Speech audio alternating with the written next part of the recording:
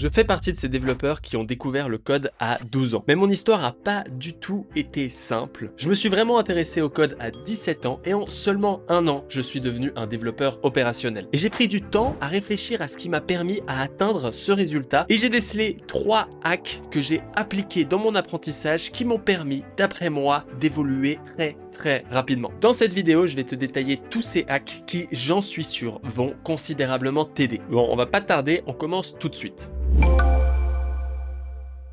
Quand j'ai commencé, j'ai eu un énorme hack, c'est que j'étais en alternance. Et vu que j'étais en alternance, j'avais des collègues développeurs qui étaient expérimentés. Donc, durant un an, je parlais de code matin, midi et soir. À toutes les pauses, je posais des questions, comment ça fonctionnait. Quand j'avais des interrogations, j'avais une personne avec qui partager directement. Et un mentor, il t'évite d'aller droit dans le mur. Parce que ce qui se passe généralement dans ton apprentissage, c'est que tu vas commencer à découvrir des nouvelles choses. Et tu vas t'engouffrer dans un chemin. Le problème, c'est que des fois, ça va être le mauvais chemin. Ça va être la mauvaise manière de faire. Tu vas faire n'importe quoi. Et là, si t'as aucun mentor, si t'as aucune personne qui est là, si t'as aucune information dont tu peux vraiment compter, et bah tu vas continuer de suivre ce chemin et aller droit dans le mur. Or, le mentor, il va te permettre de venir te dire non, ne va pas par ici, va plutôt dans cette direction. Et c'est ça que te permet un mentor, c'est pas forcément d'avoir des informations, c'est pas forcément d'apprendre vraiment de lui, mais c'est de toujours te rediriger vers le bon chemin qui va te permettre d'évoluer le plus rapidement possible. Mais attention, parce que on pourrait croire qu'un mentor c'est obligatoirement un être humain, et donc là t'es en train de te dire bah merde, je suis pas en alternance, j'ai pas d'amis développeurs, je suis tout seul et donc j'ai pas de mentor, donc qu'est-ce que je fais? Eh ben, un mentor, c'est pas forcément un être humain. J'ai aussi, durant mes 2 premières années de formation, suivi des formations en ligne et j'avoue que ça reproduit à peu près la même chose. Parce que quand elles sont bien faites, elles vont te faire découvrir des informations, elles vont te faire aller dans des directions et le mentor, qui est en fait une personne en ligne, en vidéo derrière ton écran, eh ben il va venir te rediriger toujours dans la bonne voie. Tu vois, en React, tu pensais qu'il fallait utiliser des use effects pour faire ça, et ben en fait non, la bonne manière de faire c'est d'utiliser des use state. Plein d'exemples comme ça où quand tu as une formation, tu vas pouvoir être redirigé dans la bonne direction, ce qui va te permettre d'éviter d'aller droit dans le mur. Le but vraiment dans ce premier conseil, c'est d'éviter de perdre du temps à faire les erreurs des autres qui ont déjà été faites et refaites. Ça peut être des trucs tout bêtes ou des trucs compliqués en algorithmie, etc. Mais dans tous les cas, avoir quelque chose qui te remet dans le droit chemin constamment est essentiel. Et c'est pour ça que une documentation ne suffit pas d'après moi, parce que la documentation, elle te donne les informations brutes, mais elle te dirige pas généralement dans la bonne direction. Et pour moi, c'est un des points essentiels quand tu suis une formation ou quand tu es en train d'apprendre, d'éviter d'aller dans la mauvaise direction. Et il y a un troisième type de mentor que je peux te conseiller, c'est tout simplement d'avoir des amis qui sont au même niveau que toi, mais juste le fait d'avoir des potes avec qui parler, etc., ça va potentiellement t'aider à aller dans les bonnes directions parce que peut-être qu'ils auront compris des trucs que tu n'as pas compris. Donc c'est pas forcément des seniors développeurs qui ont 25 ans d'expérience, mais ça peut aussi être des personnes à peu près dans le même niveau que toi, si je peux dire. Justement, ça rejoint le deuxième hack.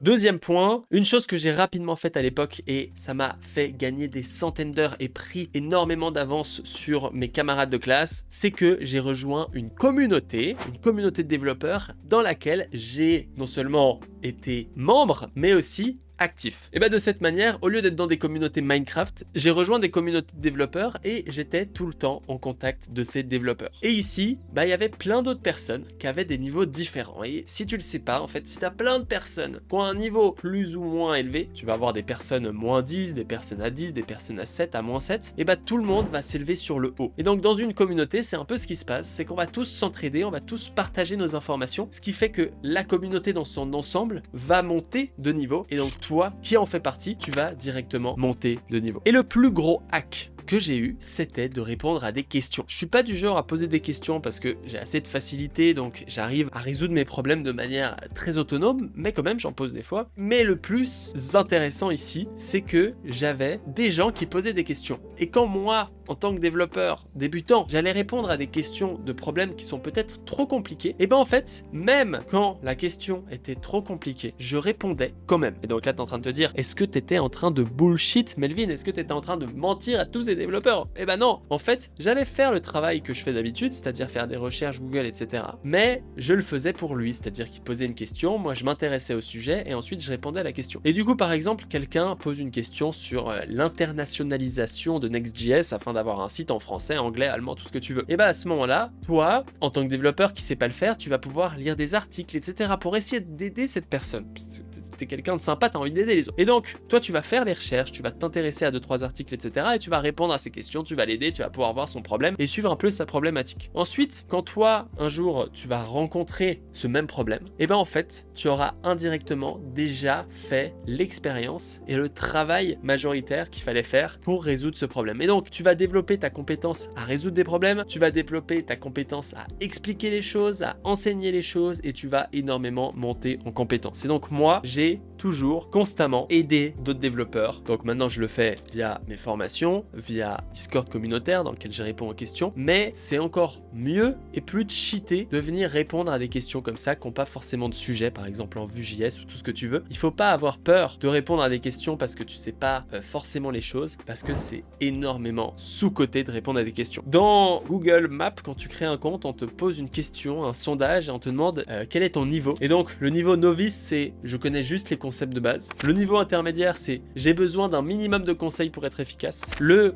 niveau avancé, c'est je peux effectuer la tâche requise sans assistance. Donc ça, c'est à peu près le niveau d'un développeur. Et expert, c'est je peux aider à résoudre les problèmes. Donc, plus vite tu apprends à aider à résoudre les problèmes des autres développeurs, plus vite tu seras entre guillemets un expert. Et justement, tous les gens qui rejoignent mes formations ont accès à un Discord privé dans lequel ils s'entraident et moi j'encourage dans ma méthode d'apprentissage qui s'appelle CAP. Le E veut dire expliquer et expliquer, c'est justement pour venir répondre aux questions des autres parce que je pense que aucun développeur n'apprendra aussi bien qu'en aidant d'autres développeurs dans la démarche.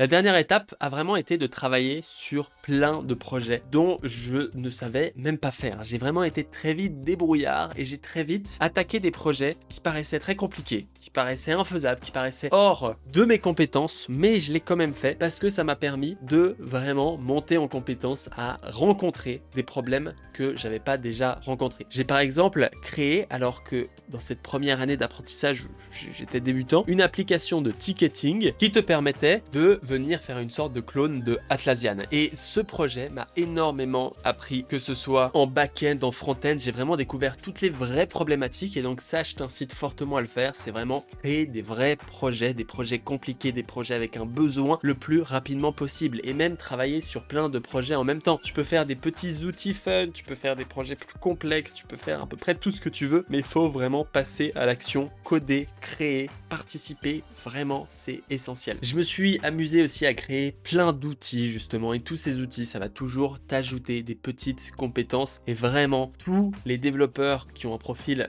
junior, reconversion, sortie d'école etc. qui sont les meilleurs, c'est ceux qui vont avoir 2-3 projets. Je me rappelle dans mon apprentissage il y avait une personne qui était particulièrement douée, qui avait créé un site en PHP etc. qui était un jeu qui s'appelle normalux.ch et ce mec là c'était un des meilleurs, il avait créé tous ces genres d'outils. Donc c'est vraiment la différence entre un développeur qui va pas justement leverage ses hacks, c'est-à-dire qui va rester dans son coin, et un développeur qui va vraiment avancer. Et le développeur qui avance vraiment, il va avoir accès à tous ses projets, pouvoir montrer son travail, il va terminer son école avec déjà pas mal de projets à montrer. Et donc ça pour moi c'est essentiel si tu as envie d'avancer très vite, de faire un maximum de projets. Et encore une fois on va toujours faire un truc, mais dans mes formations par exemple dans Begin React ou dans Begin JavaScript, j'ai environ 5 à 7 modules. À la fin de chaque module, je te fais pratiquer un projet de A à Z où tu te débrouilles, t'as aucune indication, tu dois juste coder ces projets, même si je donne des hints afin de ne pas te laisser perdu. Mais voilà, si tu as envie de tester mes cours Begin React, c'est en premier lien dans la description. Je suis sûr que ça va t'intéresser, surtout si tu as envie de vraiment avancer très vite. En tout cas, cette vidéo, c'était de la pure valeur. J'espère que tu as kiffé. Je voulais vraiment t'aider à avancer plus vite. Vraiment, je pense que n'importe qui applique ces 3 hacks, pour moi, c'est vraiment des hacks parce que ça te permet d'aller beaucoup plus vite. Et les gens qui le font pas, généralement, c'est ceux qui vont avoir beaucoup plus de galères, qui vont prendre beaucoup plus de temps à apprendre. Et donc, c'est pour ça que je me devais de t'expliquer comment éviter de faire tout ça. En tout cas, n'hésite pas à t'abonner à cette chaîne YouTube, à liker cette vidéo et on se retrouve très bientôt. Ciao.